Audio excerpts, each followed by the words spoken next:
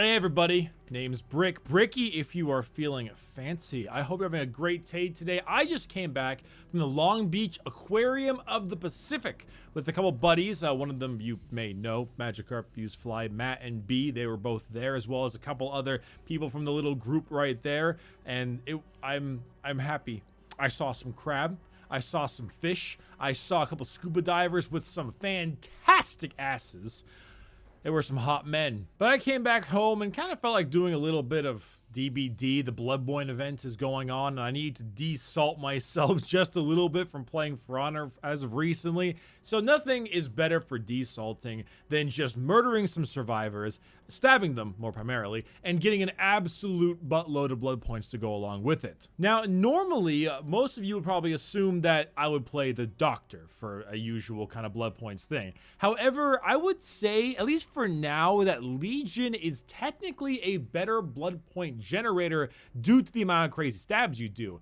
But I'm actually gonna be playing neither. I will be playing the Spirit for this particular thing. Ignore the schoolgirl outfit. It means nothing. All right? Nothing. All Bricky is a weeb comments are null and void for the rest of this video. Don't make me come down there and fight you. Yeah, Spirit's my favorite killer. Yeah, Bricky's a weeb. Yeah, the usual thing. Anyway, the Spirit actually does generate you a pretty substantial amount of blood points that people don't actually really realize. And it's due to a couple things. One, you get a ton of blood points when you come out of phasing to hit somebody. Two, phasing just in general generates blood points. And three, I just like the character. So we're gonna be putting on blood point generating perks. What are blood point generating perks? Well, they're exactly what they sound like, you goddamn doofus. Barbecue and chili is an obvious must. Distressing is our number 2. Hex Thrill the Hunt is our number 3. And finally, our number 4 is a new one. A one that has been recently changed to now grant us blood points in general. And that perk is Beast of Prey. It's terrible. It's awful. Don't ever run this, ever. However, it does give you blood points. Pop ourselves a nice little deviousness thing, run some hair ribbons and broken watches, and we have ourselves a blood point generating hoe. I'm actually really excited for the new Spirit skin that's coming out. It's like a red dress of some kind, I think. I don't know if it's going to be launching with the new patch with the endgame collapse and all that stuff, but I like it. It looks really pretty, and I like a nice red and gold kind of color thing. It ain't no pink and gold, the best colors. Pink, gold, black, and white, the best combination, but oh yeah, today being Saturday, I'm going to a festival, actually. I'm going to the International, I think something food festival over in Soka University in Southern California. There's a college called Soka University, and it's gorgeous. It's like the most beautiful college I've ever seen. It's in this giant like plateau peninsula area by a bunch of hills. I think it's performing arts. I actually don't know, not performing arts. It's some kind of art school, but not like painting arts. I think it's like the arts, like sociology and stuff, something along those lines. I think. I don't know. I didn't attend that school. I didn't have like 50 grand a year to go to that school. But they're having an international festival where they have a whole bunch of people bring food out and different kinds of international types of food. And you get to go out there and try a bunch of it and learn about different kinds of cultures and stuff. And I always thought it was really fun, so I might end up doing that. Hi, how's it going? It's me, the Spirit. I stabbed you, and now I plan to do it again. But I plan to do it again in a cool, sneaky way. Damn it.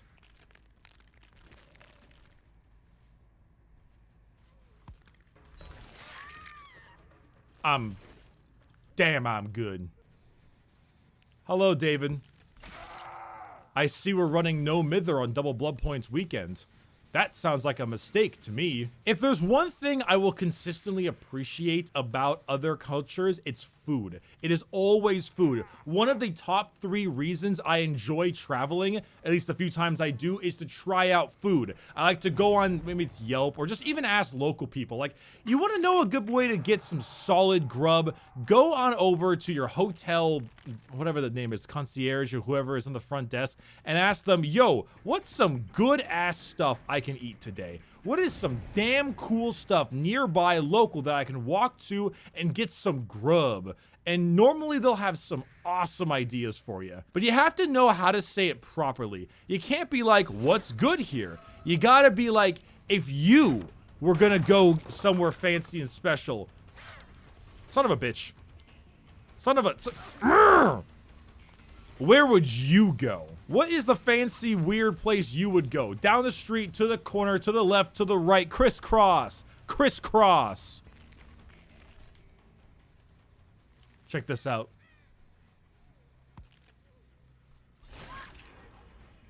Yeah, I know. I'm a bit of a scientist myself. I think when my dad went to Hawaii wait, why am I saying?